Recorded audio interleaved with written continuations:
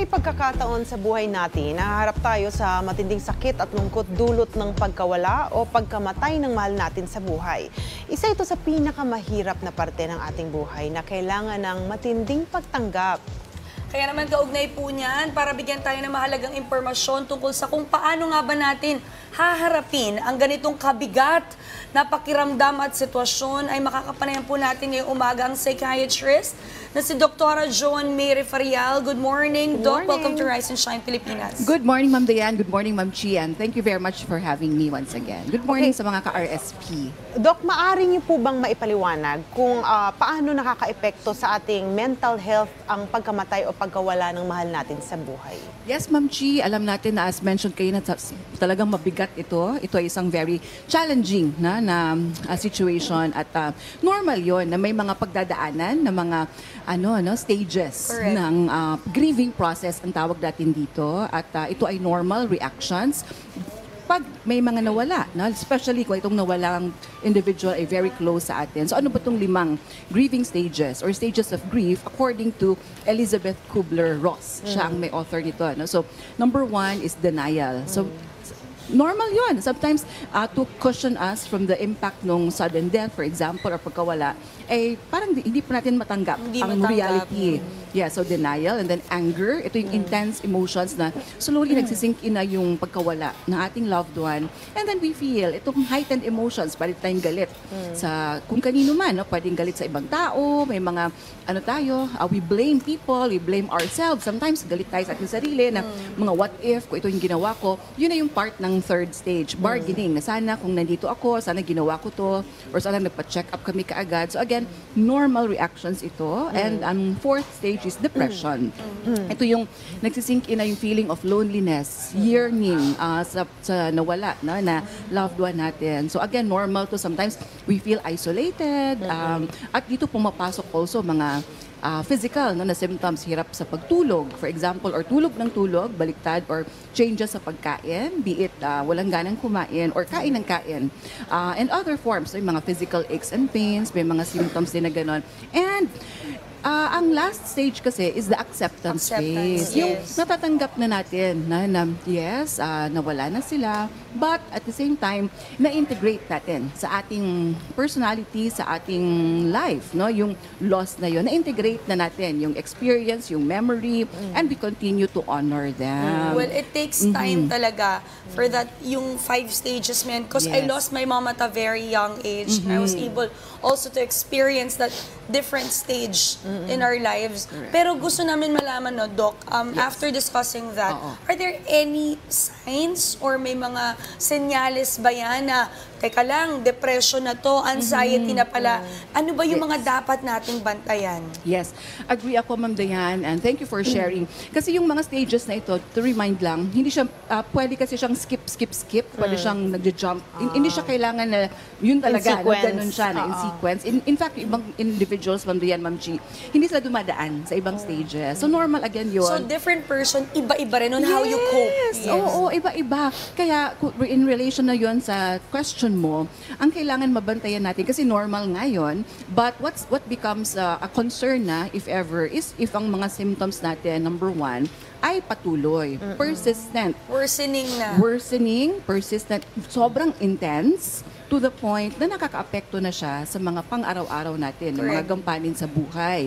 So again, it's normal to feel sad, na part siya ng grieving process. Pero kung ito ay sobrang persistent, intense, to the point na isolated ng individual, hindi na nakakaganap ng kanyang work, for example, kasi persistently prolonged ang kanyang mga symptoms na nararamdaman, ng lungkot, nagkakaroon na ng pagkawala ng interest sa mga bagay-bagay na previously gusto naman nilang gawin, pero simula nung may nawala sa kanilang buhay ay hirap na silang bumalik doon sa kanilang work na affected na, pati yung functioning nila sa family. Hindi na naaalagaan yung kanilang pamilya, for example, or self-care is affected. At ang pinaka-binabantayan natin dito is pag ang negative thoughts ay persistent at nagiging unhealthy na siya. Pati yung coping, as mentioned ni Ma'am Diane kanina, kung ang coping strategy natin, coping mechanisms natin dito sa losses na ito ay nagiging unhealthy na para sa isang individual. Okay, speaking of unhealthy na pag-cope nga, yung iba kasing mga individuals na nawala ng mahal sa buhay, biglang natutulala. So parang pag gano'n ang nangyari, how do we deal with them? And ikaw naman yung natulala, bakit ka natulala at bakit medyo prolonged yun? So, thank you, Ma'am Chi. Ang pagkatulala, part siya doon sa grieving process din. Kasi normal yon, ha? May part siya doon sa denial stage. At meron itong strong biological na explanation. So, ito namang mga emotions natin, meron siyang strong, no, na related siya sa ating brain structures, chemicals sa brain. At part dito kasi pag may nawala, lalo na kung biglaan, no, or may mga instances talaga na hindi tayo prepared for this. We feel out of control because na-activate yung ating mga sympathetic nervous system na response.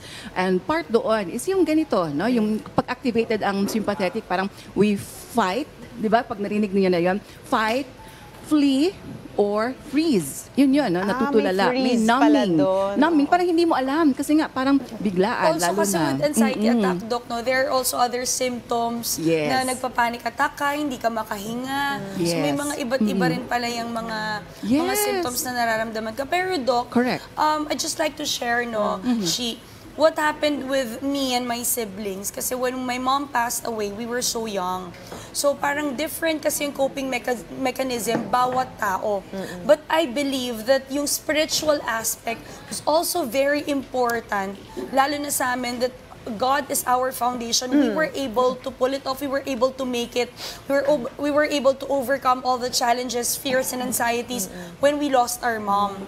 So, yun yung which leads me to my next question. What are the other strategies, Doc, or steps? Kasi sabi nyo nga, iba-ibang tao, iba't ibang coping mechanism. With us, me and my siblings, important sa amin yung spiritual aspect. But with other people, ano ba yung mga ibang strategies on how can they deal with their maybe loss or yung mga grievances nila? Thank you. Yes, Ma'am Dayan. No? In fact, ina-highlight din natin yun, spirituality. Kasi very important yun towards acceptance.